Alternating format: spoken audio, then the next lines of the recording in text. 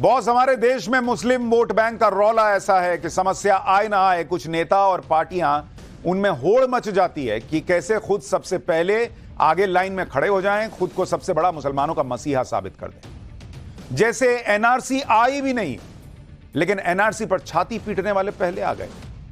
CA आया तो उसका मुसलमान से कोई लेना देना नहीं, लेकिन छाती पीटने वालों ने मोदी विरोध में जमकर छाती पीट दी। और अब वक्फ एक्ट में बदलाव कर सकती है मोदी सरकार, इतनी खबर भर आते ही फिर से मुसलमान खतरे में पड़ गया है। यह वाला नैरेटिव मार्केट में फैलाया जा रहा है और नेताओं में मार मची है। बॉस, अरे रुको भाई, मैं लाइन में सबसे आगे लगूंगा, मुसलमान को दिखाऊंगा कि मैं तुम्हारे लिए मोदी से लड़ रहा हूं। भाई, मार मच गई नेताओं। खैर, नेताओं की पॉलिटिक्स तो चलती रहेगी, लेकिन आज पाठशाला में हम आपको विस्तार से दिखाएंगे कि नरेंद्र मोदी करने क्या वाले हैं और क्यों करने वाले हैं। अगर वक्फ एक्ट में नरेंद्र मोदी बदलाव कर रहे हैं तो इसकी वजह क्या है, क्यों यह देश के लिए जरूरी है। पूरी खबर दरअसल शुरू यहां से हुई कि प्रधानमंत्री नरेंद्र मोदी की सरकार वक्फ कानून में अमेंडमेंट यानी बदलाव करने जा रही है। बस इतनी सी खबर ही अभी बाहर आई, अभी बदलाव को लेकर और कुछ आया भी नहीं है जानकारी के मामले में, लेकिन बवाल मचना शुरू हो गया। हालांकि पाठशाला में हम आपको बीते साल ही बता चुके थे कि यह वक्फ एक्ट कैसे देश के लिए बहुत खतरनाक है और संविधान की मूल भावना के खिलाफ है। हमने वक्फ एक्ट के खतरे की बात तब की थी जब देश के बाकी मीडिया संस्थान चद्दर ओढ़कर इस विषय पर सोए हुए थे। हमने पाठशाला में आपको बताया था कि कैसे देश भर के वक्फ बोर्ड को सरकारों के बराबर ताकत दे दी गई है और यह ऐसी ताकत है जो देश में बाकी किसी धर्म की संस्था के पास नहीं है। लेकिन हमने इस पर जो सवाल उठाए उसका असर अब होता हुआ दिख रहा है। प्रधानमंत्री नरेंद्र मोदी और उनके गठबंधन की सरकार, ये तमाम चुनौतियों के बीच भी नरेंद्र मोदी बिना किसी परवाह किए, बिना किसी की परवाह किए वक्फ एक्ट को बदलने की तैयारी कर रहे हैं। ये एक ऐसा काम है जिसे करना तो दूर, छूने की भी हिम्मत अब तक कोई नहीं कर सका था। एक बार पहले देखिए कैसे बदलाव की खबर भर से इंडी गठबंधन से लेकर ओवैसी तक के माथे पर पसीना आ गया है। फिर आपको आज वक्फ एक्ट के बारे में ऐसे ऐसे फैक्ट्स बताऊंगा कि आपके पैरों तले जमीन निकल जाएगी। आपको यकीन नहीं होगा कि इस एक्ट के जरिए कांग्रेस ने मुस्लिम वोट बैंक के चक्कर में, मतलब एक तरह से ऐसा लगने लगता है सुनकर कि देश ही लिख देने की तैयारी कर दी थी वक्फ बोर्ड को कि जिधर उंगली रखो वो तुम्हारा वाला हिसाब था। लेकिन पहले मोदी सरकार के फैसले की खबर पर रिएक्शन देखिए, फिर फैक्ट्स बताता हूं। ये खुद फ्रीडम ऑफ रिलीजन के खिलाफ है। बीजेपी शुरू से वक्फ बोर्ड्स और वक्फ की प्रॉपर्टीज के खिलाफ रही है और इनका एक हिंदुत्व का एजेंडा है, आरएसएस का एजेंडा है कि वो शुरू से वक्फ प्रॉपर्टीज को और वक्फ बोर्ड को खत्म करने की कोशिशें करती रही है। अगर ये मीडिया रिपोर्ट सही है तो मोदी सरकार ये चाह रही है कि पूरे वक्फ बोर्ड की प्रॉपर्टीज को छीन लिया जाए, इनको मुसलमानों से छीन लिया जाए।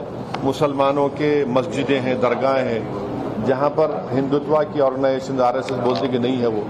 तो ये अमेंडमेंट्स आने का मकसद एक ही है कि एक तो वक्फ प्रॉपर्टीज को छीन लिया जाए, दूसरा फ्रीडम ऑफ रिलीजन के खिलाफ काम कर रहे हैं। ओवैसी और इनके तमाम साथी जो दिन भर संविधान करते हैं, वो कैसे वक्फ एक्ट के मामले में संविधान को पीछे छोड़ देते हैं, आज आपको एक एक चीज बताऊं। देखिए, वैसे तो वक्फ एक्ट में बदलाव का बिल अभी पेश नहीं हुआ, बिल के प्रावधान अभी सामने भी नहीं आए। सिर्फ वक्फ एक्ट पर अभी चर्चा ही चल रही है कि कुछ बदलाव हो सकता है। लेकिन माहौल बनाने वाले पहले से जुट गए कि मोदी सरकार मुसलमानों की जमीन छीन लेगी, मोदी सरकार मुसलमानों की धार्मिक आजादी पर हमला कर रही है। असदुद्दीन ओवैसी कानून में संशोधन कहकर विरोध कर रहे हैं। इससे वक्फ कानून कमजोर हो जाएगा कह रहे हैं, वक्फ बोर्ड कमजोर हो जाएगा बता रहे हैं, वक्फ बोर्ड की ताकत कम हो जाएगी। जबकि कानून के बहुत अच्छे जानकार ओवैसी ये नहीं बता रहे कि वक्फ कानून में वक्फ बोर्ड को इतनी ताकत दी क्यों गई जितनी इस देश में किसी और धर्म से जुड़ी संस्था को नहीं दी गई। क्यों मुसलमानों को और वक्फ बोर्ड को दी गई? हिंदू, सिख, ईसाई, पारसी, जैन किसी को नहीं, सिर्फ वक्फ बोर्ड को। क्यों? नरेंद्र मोदी तो सिर्फ इतना कर रहे हैं कि जो बहुत ज्यादा या कहिए बहुत ज्यादा ताकत कांग्रेस ने वक्फ बोर्ड को थमा दी थी, उस ताकत को सीमित करेंगे ताकि इस देश में सेक्युलरिज्म के नाम पर पावर का जो डिसबैलेंस बनाया गया है वो ठीक किया जा सके। वक्फ कानून में कैसे कैसे बदलाव किए गए, वक्फ बोर्ड को सरकारों जितना ताकतवर कैसे बनाती चली गई कांग्रेस, ये सब आपको आज बताने वाला हूं। लेकिन पहले आपको कुछ उदाहरण बताता हूं जिससे आपको सीधे समझ में आ जाए कि वक्फ बोर्ड के नाम पर चल क्या रहा है और क्यों इस एक्ट को बदलना जरूरी है। जैसे पहला उदाहरण देखिए, साल 2014 के चुनाव की आचार संहिता लागू होने से ठीक पहले मनमोहन सरकार ने दिल्ली की 123 प्राइम प्रॉपर्टी पर सरकारी दावा छोड़ दिया और इन संपत्तियों को बिना किसी पुख्ता आधार के वक्फ बोर्ड के नाम कर दिया गया। दूसरा उदाहरण, तमिलनाडु में तो वक्फ बोर्ड ने एक पूरे गांव पर ही अपना दावा ठोक दिया, जबकि उस गांव में ज्यादातर हिंदू आबादी रहती है। वहां 1500 साल पुराना मंदिर भी है। गांव की जमीन वक्फ की संपत्ति है। इसका खुलासा तब हुआ जब गांव के एक व्यक्ति ने अपनी जमीन को बेचने की कोशिश की तो उसे कहा गया कि वक्फ बोर्ड से एनओसी लेकर आओ क्योंकि ये तो वक्फ की जमीन है। लोग पूछ रहे हैं, भाई ये 1500 साल पुराना मंदिर, इस्लाम को खुद ही मुसलमान भी कहते हैं कि 1400 साल पहले इस्लाम जो है उसका प्रचार प्रसार हुआ। तो जो धर्म 1400 साल पहले आया और जो मंदिर 1500 साल पुराना है वो उस धर्म का कैसे हो गया, वो वक्फ प्रॉपर्टी कैसे हो गया। तीसरा उदाहरण, साल 2021 में सूरत नगर निगम मुख्यालय की बिल्डिंग को गुजरात वक्फ बोर्ड ने वक्फ संपत्ति घोषित कर दिया। तर्क यह दिया गया कि शाहजहां के शासनकाल के दौरान संपत्ति को वक्फ संपत्ति के रूप में दान कर दिया गया था और इस बार जिस संपत्ति को वक्फ कर दिया जाता है उसे बदला नहीं जा सकता। वंस अ वक्फ ऑलवेज अ वक्फ। चौथा उदाहरण, साल 2018 में सुन्नी सेंट्रल वक्फ बोर्ड ने सुप्रीम कोर्ट में दावा किया था कि ताजमहल वक्फ की संपत्ति है। एएसआई ने इसका विरोध किया कि अगर ताजमहल वक्फ बोर्ड की संपत्ति है तो कल तो ये लाल किला और फतेहपुर सीकरी पर भी दावा ठोक देंगे। भाई ये तो आपको कुछ उदाहरण दिए हैं। इस तरह से देश में क्या क्या हुआ है और क्या क्या नहीं हुआ है, आप हैरान रह जाएंगे। और अभी आपको एक एक चीज बताऊंगा। और ये अपनी मर्जी से नहीं हुआ है बॉस। ये सारी शक्तियां कि जहां मैंने उंगली रख दी, कह दिया कि ये वक्फ की है, वो वक्फ की हो जाएगी, दूसरे को साबित करना पड़ेगा कि ये वक्फ की नहीं है। ये हवा में नहीं हुआ, इनको शक्तियां दी गई और वो शक्तियां कांग्रेस ने दी। यहां आपको यह समझना चाहिए कि कैसे मुस्लिम वोट बैंक की पॉलिटिक्स के चक्कर में साल 1995 और साल 2013 में वक्फ बोर्ड कानून के तहत वो ताकतें दे दी गई वक्फ बोर्ड को कानून के तहत जो आजादी से पहले के वक्फ कानून में भी नहीं थी। मतलब जो ताकत वक्फ बोर्ड को, वक्फ के कानून को अंग्रेजों ने भी नहीं दी, वो कांग्रेस ने दे दी और ऐसे प्रावधान कर दिए जो इस्लामिक लॉ के भी मुताबिक नहीं थे। जैसे मैं आपको उदाहरण देता हूं, आप सुनेंगे तो शॉक्ड रह जाएंगे कि मुस्लिम वोट बैंक के चक्कर में कांग्रेस ने क्या कर दिया। जो वक्फ प्रॉपर्टी होती है वो दरअसल दो तरह की होती है। वक्फ प्रॉपर्टी, इसके दो प्रकार हैं। पहला, उसको कहते हैं वक्फ अल औलाद। यह पहला तरीका होता है। इसका मतलब क्या है वक्फ अल औलाद का? इसका मतलब जो संपत्ति आपने अर्जित की है, जिसके आपके पास कागजात है, वो आपने धर्म के नाम पर, अल्लाह के नाम पर कर दी, तो उसको वक्फ अल औलाद कहते हैं।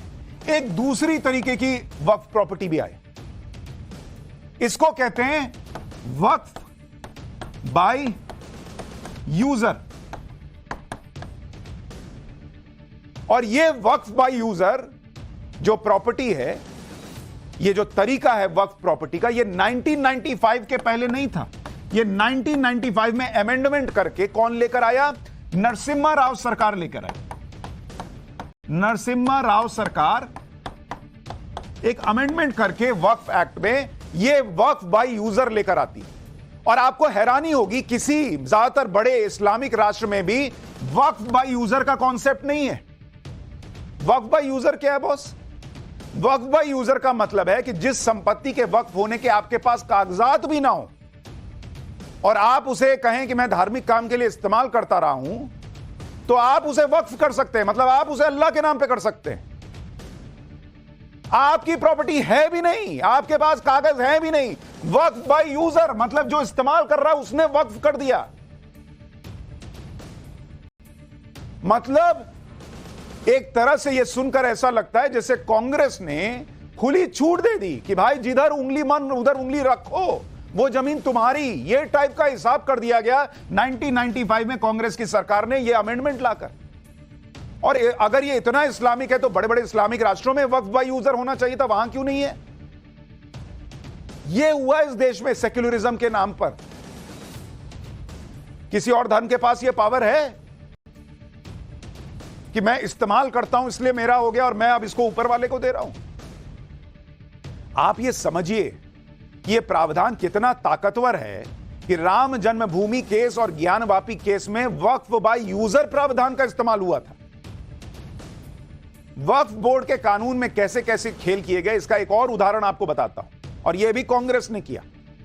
दरअसल हर 10 साल में वक्फ की प्रॉपर्टी का सर्वे होता है। एक तो इसका खर्च राज्य सरकार देती है, हम आप टैक्स भरते हैं, और वक्फ की प्रॉपर्टी का सर्वे होता है तो वो हमारे आपके टैक्स के पैसे से राज्य सरकारें भरती हैं। क्यों भाई? खैर, अगर सर्वे में किसी गैर मुस्लिम की प्रॉपर्टी आ जाती है तो वरिष्ठ वकील विष्णु जैन के मुताबिक सुप्रीम कोर्ट के 2010 के जजमेंट में यह कहा गया कि किसी गैर मुस्लिम पर यह सर्वे लागू नहीं होता है। इस आदेश को पलटने के लिए 2013 में मनमोहन सिंह की सरकार वक्फ एक्ट के सेक्शन 6 में बदलाव कर देती है। यह फ्रीडम दे दी जाती है कि अगर किसी गैर मुस्लिम की जमीन वक्फ के सर्वे में आती है तो उसे वक्फ के ट्रिब्यूनल में ही चैलेंज करना पड़ेगा। मतलब नॉन मुस्लिम की जमीन भी अगर आ गई वक्फ के सर्वे में कि भाई वो वक्फ की है, तो वो वक्फ ट्रिब्यूनल में जाएगा। ये उसको साबित करना पड़ेगा कि ये वक्फ की जमीन नहीं है और वक्फ ट्रिब्यूनल में करना पड़ेगा। ये 2013 में मनमोहन सिंह की सरकार ने किया अमेंडमेंट। देख रहे हैं आप? और जो ट्रिब्यूनल है उसके अंदर भी जब ये आप लड़ाई लड़ने बैठेंगे तो उसमें एक इस्लामिक कानून का जानकार भी होगा 3 लोगों में। आपने कभी ऐसा सुना कि आप किसी मंदिर के लिए या दूसरे धार्मिक स्थलों के लिए अगर आप कोई लड़ाई लड़ रहे हैं तो उसमें हिंदू मामलों का जानकार भी बैठेगा? ऐसी अलग से सुविधाएं दी गई और फिर कहा जाता है सेक्युलरिज्म अब खतरे में पड़ा है। वैसे तो इंडी गठबंधन और कांग्रेस के लोग नरेंद्र मोदी के विरोध में हर बार सेक्युलरिज्म की दलील देते हैं, लेकिन जैसे ही सभी धर्मों को समान हक देने की बात आती है तो इंडी गठबंधन को सांप सूंघ जाता है। आप देखिए, वक्फ कानून में ऐसे ऐसे प्रावधान हैं जो सीधे सीधे एक तरफा दिखते हैं, जो किसी दूसरे धर्म के मुकाबले बहुत भेदभावपूर्ण है। किसी और धर्म के पास ऐसी शक्तियां ही नहीं है। जैसे संपत्ति को लेकर वक्फ के नियम शुरुआत में केवल मुसलमानों पर लागू होते थे, लेकिन अब ये सभी धर्मों के ऊपर लागू होते हैं, जबकि ऐसे अधिकार किसी भी और धर्म के को नहीं दिए गए। मतलब नॉन मुस्लिम की संपत्ति भी जो है उसको वक्फ कह सकता है कि ये वक्फ बोर्ड के पास रहेगी। है वक्फ की संपत्ति अगर किसी ने कर दिया, नॉन मुसलमान की संपत्ति कैसे वक्फ होगी बॉस? किसी और धर्म के पास ये शक्ति है? वक्फ बोर्ड के पास यह अधिकार है कि वो किसी भी धर्म के आम नागरिक की संपत्ति यानी गैर मुस्लिम की संपत्ति को अपना बता सकता है। अन्य बाकी धर्मों से जुड़ी संस्था के पास ऐसा कोई अधिकार नहीं। कोई संपत्ति वक्फ है या नहीं, इसका निपटारा सबसे पहले वक्फ ट्रिब्यूनल में होता है। वक्फ का अपना पर्सनल ट्रिब्यूनल है। मतलब एक सेक्युलर देश में एक धर्म विशेष का अपना पर्सनल कोर्ट है जहां वक्फ से जुड़े मामलों का निपटारा होता है। ऐसा ट्रिब्यूनल या ऐसी ताकत किसी और धर्म के पास है क्या? वहीं दूसरी तरफ किसी भी दूसरे धर्म को अपनी जमीन से जुड़े विवाद का निपटारा करना होता है तो उसे आम नागरिक की तरह lower court, high court, supreme court का दरवाजा खटखटाना पड़ता है। अगर किसी को वक्फ बोर्ड के खिलाफ केस करना है तो उसे 2 महीने पहले वक्फ बोर्ड को नोटिस देकर इसकी सूचना देनी होती है। ऐसी पावर सिर्फ सरकारों के पास होती है कि अगर किसी को सरकार के खिलाफ केस करना हो तो उसे सरकार को 2 महीने पहले नोटिस देकर बताना पड़ता है। यह जो पावर सरकार के पास है वो इस देश में पिछली सरकारों ने वक्फ बोर्ड को दे रखी है, लेकिन किसी और धर्म के लिए ऐसा कोई नियम नहीं है। वक्फ बोर्ड के मेंबर और मुतवल्लियों को पब्लिक सर्वेंट का दर्जा मिला हुआ है, जबकि पुरोहित, पुजारी, पादरी, किसी को कोई ऐसा दर्जा मिला है क्या? आपको पता है? अगर भगवान की संपत्ति के कब्जे का कोई केस है तो पुजारी या उसके स्टेक होल्डर को तय समय सीमा में कोर्ट में आना पड़ता है कि इतने दिन में आपने इस पे केस किया तो ठीक है, नहीं तो फिर मामला गया। लेकिन वक्फ के साथ ऐसी कोई बाध्यता नहीं है। कोई भी कभी भी दावा ठोक सकता है कि यह वक्फ की जमीन है। इतने ज्यादा भेदभावपूर्ण प्रावधान को खत्म करने के लिए एक तो किसी ने कोई कोशिश नहीं की। कांग्रेस की सरकार ने भर भर के दे दिया कि लो ये भी तुम ले लो, ये भी तुम ले लो वाला हिसाब कर दिया, बाकी धर्मों को दिया नहीं। सेक्युलरिज्म को आपने नीचे जमीन में धसोड़ दिया और अब कोई नरेंद्र मोदी सरकार उस सेक्युलरिज्म को स्थापित करने जा रही है वक्फ कानून में बदलाव करने की जा रही है, तो उससे भी इंडी गठबंधन को दिक्कत है। महाराष्ट्र कांग्रेस के अध्यक्ष नाना पटोले ने इसका विरोध कर दिया। विरोध करते हुए अपनी ही बात में फंस भी गए। नाना पटोले ने कहा कि जब सरकार हिंदू मंदिर पर कब्जा कर सकती है तो फिर मुसलमानों को क्या छोड़ेगी। एक बार नाना पटोले को सुनिए, फिर बताऊंगा कि वक्फ बोर्ड के पास किन देशों से भी ज्यादा जमीन है और कांग्रेस ने वक्फ एक्ट में जो किया उसका देश के लिए मतलब क्या है। जो हिंदू के मंदिर थे उनको भी सरकार के कब्जे में इन लोगों ने लिया। सब मंदिरों को इन लोगों ने सरकार के कब्जे में लिया। तो हिंदू को नहीं छोड़ा तो ये मुस्लिमों को छोड़ने वाले हैं क्या? नाना पटोले खुद मान रहे हैं कि सरकार हिंदू मंदिरों का मैनेजमेंट अपने पास रखती है, तो फिर मुसलमानों के लिए अलग संस्था और कानून क्यों? आप ये जानकर हैरान रह जाएंगे कि वक्फ बोर्ड के पास इतनी जमीन है बॉस, जितनी जमीन कई देशों के पास नहीं है। अगर आप देखेंगे वक्फ बोर्ड के पास जो वक्फ की प्रॉपर्टी है, वक्फ के पास आप देखिए कुल जमीन कितनी है। कुल जमीन वक्फ के पास कहा जाता है कि जो अनुमान है उसके मुताबिक 3804 स्क्वायर किलोमीटर, वर्ग किलोमीटर जमीन वक्फ बोर्ड के पास मौजूद है। अब मैं आपको कुछ देश के नाम बताता हूं। जैसे एक देश है लग्जमबर्ग, यह देश है, ठीक है। इस पूरे देश का जो एरिया है वो है 2586 स्क्वायर किलोमीटर। मतलब जितना वक्फ के पास प्रॉपर्टी है उससे छोटा तो एक देश है। देश से ज्यादा संपत्ति वक्फ के पास है। मॉरिशस, कई बार आप घूमने गए होंगे ना मॉरिशस, भारत से, इसके पास 2040 स्क्वायर किलोमीटर का एरिया है पूरे देश के पास, और वक्फ के पास 3804। बहरीन एक और देश, इसके पास कितनी जमीन है? 760 स्क्वायर किलोमीटर, और वक्फ के पास इससे ऑलमोस्ट 4-5 गुना। सिंगापुर जैसा देश, बेचारा इतना विकसित होने वाला देश, वो भी 719 स्क्वायर किलोमीटर जमीन का एरिया रखता है। 719, उससे भी 5 गुना से ज्यादा जमीन जो है वो वक्फ बोर्ड के पास है। मालदीव के पास 298 स्क्वायर किलोमीटर। यह है वक्फ की संपत्तियों का हिसाब। और कई लोगों का दावा है कि इसमें ये जो वक्फ बाय यूजर वाला क्लॉज कांग्रेस ने उठा के दे दिया कि लो, उसका बड़ा योगदान है। वक्फ कानून में मिले असीमित अधिकार से वक्फ बोर्ड कितने ताकतवर हो गए हैं, इसका अंदाजा आप इस बात से लगा सकते हैं कि देश में सेना और रेलवे के बाद सबसे ज्यादा जमीन वक्फ बोर्ड के पास है। वक्फ कानून 1995 और संशोधित कानून 2013 में वक्फ बोर्ड को जो अनलिमिटेड पावर दी गई, उसका असर यह हुआ कि वक्फ बोर्ड के पास दोगुनी संपत्तियां हो गई। शुरुआत में वक्फ बोर्ड के पास 52,000 संपत्तियां थी। साल 2009 में यह बढ़कर 3 लाख रजिस्टर्ड संपत्तियां हो गई। 3 लाख संपत्तियों के जरिए वक्फ बोर्ड के अंडर 4 लाख एकड़ जमीन आ गई। 15 साल में ये संपत्तियां 3 लाख से बढ़कर 8,72,000 तक पहुंच गईं, और जमीन भी 4 लाख एकड़ से बढ़कर 9 लाख एकड़ तक हो गई। मतलब लगभग डबल से भी ज्यादा। अब समझ में आया कांग्रेस ने जो अमेंडमेंट की है उसका क्या असर हुआ, क्या मतलब है देश के लिए इसका। आप सोचिए, पूरी दुनिया में शायद ही कोई ऐसी संस्था होगी जिसके पास इतनी ज्यादा प्रॉपर्टी हो, जिसने 15 साल में लाखों एकड़ संपत्ति अर्जित कर ली हो। और हैरानी की बात यह है कि इन संपत्तियों से जो रेवेन्यू जनरेट होता है वो मात्र 200 करोड़ रुपया सालाना है। और इसीलिए कई लोग आरोप लगाते हैं कि वक्फ बोर्ड की जमीन का दुरुपयोग हो रहा है। उससे होने वाली आय गरीब मुसलमानों के कल्याण की बजाय किसी और के जेब में जा रही है। जबकि वक्फ बोर्ड इसलिए बना ताकि गरीबों की मदद हो सके, लेकिन यहां अलग ही खेल चल रहा है, ये आरोप लगते हैं। यही वजह है कि नरेंद्र मोदी अब इस खेल को बंद करने का प्रयास कर रहे हैं, जिससे सबसे ज्यादा भला गरीब मुसलमानों का ही होगा, उनके कल्याण के लिए पैसा खर्च होगा। लेकिन नैरेटिव क्या बन रहा है? मोदी मुसलमानों के खिलाफ कुछ करने जा रहे हैं। कितने गरीब मुसलमान के पास वक्फ की प्रॉपर्टी है, बहुत जरा बताइएगा। अगर किसी कानून के प्रावधान को गलत इस्तेमाल हो रहा है तो उसे बदलने में क्या बुराई है। लेकिन इंडी गठबंधन को तो वोट बैंक दिखता है, इसलिए वक्फ एक्ट का विरोध शुरू हो गया। वो भी तब जब ना तो बिल आया है, ना बिल का ड्राफ्ट देखा गया है, ना ही बिल के प्रावधान दिखे हैं। बिहार में तेजस्वी यादव और यूपी में अखिलेश यादव क्या कह रहे हैं एक बार सुन लीजिए। दोनों ही नेताओं की राजनीति के समीकरण में मुस्लिम वोट बैंक बड़ा फैक्टर है, इसलिए जरा उनके बयान सुनना जरूरी है।